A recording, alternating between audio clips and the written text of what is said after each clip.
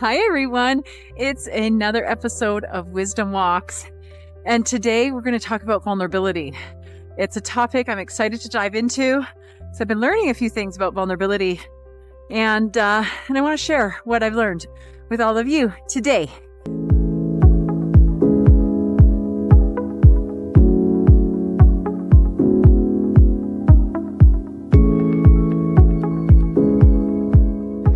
All right, you guys, I'm in a very different place than I was at my last wisdom walk. It's about a 60-degree temperature difference from plus 30 Celsius to minus 30 Celsius.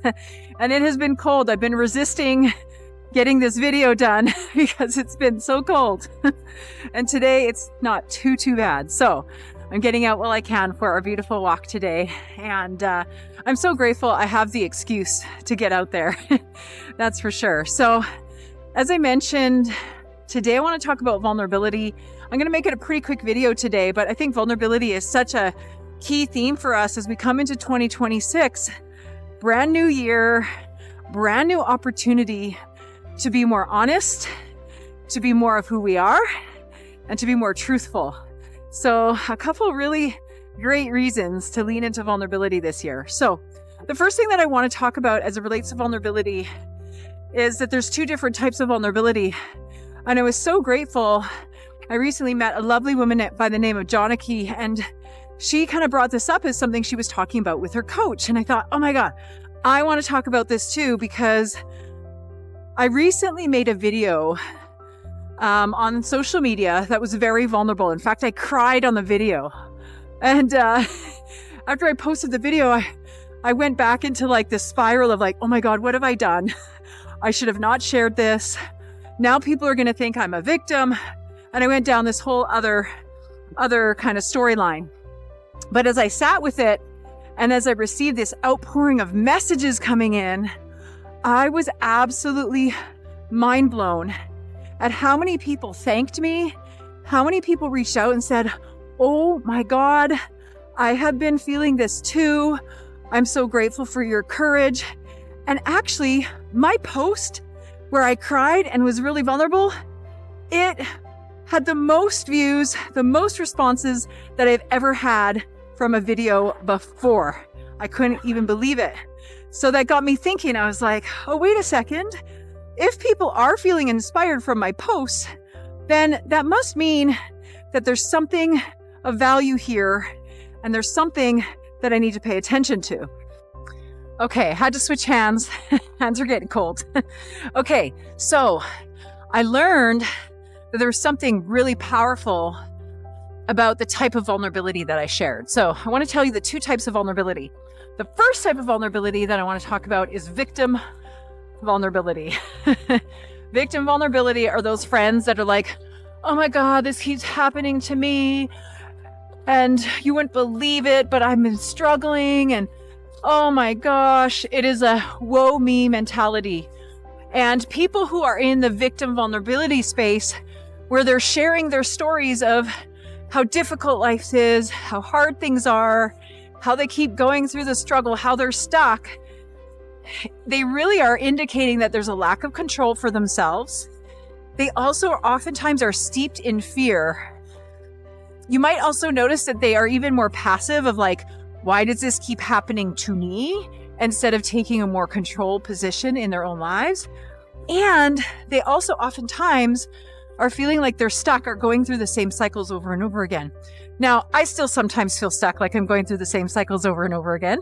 So at the same time, however, empowered vulnerability, and this is what I want to really speak to, this empowered vulnerability, what it does for us is it reminds us that we actually do have some control in how we choose to respond. Empowered vulnerability also allows us to take the learnings or the lessons out of the experience and share them with others. Empowered vulnerability is a more active type of role, meaning that I do have a say or I do have control in how I respond again. And then also this aspect of opportunity of like, ooh, what's in this for me in this difficult situation or this challenging situation? What do I get out of it? So there we have it, this victim vulnerability that is energy sucking, that is heavy and dense versus empowered vulnerability. And so I thought about the video that I had posted, and I realized that I posted an empowered, vulnerable post. I talked about my challenges, I talked about the decisions I had to make, and I talked about what I had been learning through that experience. And so I want to bring this to the surface for you, because if you've been finding yourself being more vulnerable, but from a victim standpoint of, oh, this is happening, I'm really struggling, it's not feeling good, and we're stuck in that same storyline, guess what? Time to change the story. Time to become empowered and know that you can do something about it, because that's the great news. You can do something about it. Remember, the choice that you have is the ability to respond to this life that we are living. So everything that happens to us, I would say for us, is about our opportunity to respond to it. Isn't that beautiful? So we do have way more choice than we believe we do.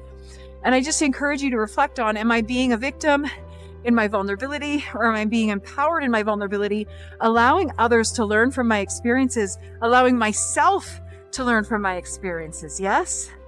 And so when we come from a place of empowered vulnerability, that is when we inspire. That's when we transform. That's when we lift other people up so that they're not feeling so alone in the experiences that they're having. So I know this is a short one to start off our new year, but in light of my legs being frozen now and my mouth being frozen, I'm going to head on inside. And I hope that as you move through this 2026 year, that you can find yourself in empowered vulnerability, because we do need to share our stories more, and we do need to express more in order to help other people to learn from our experiences.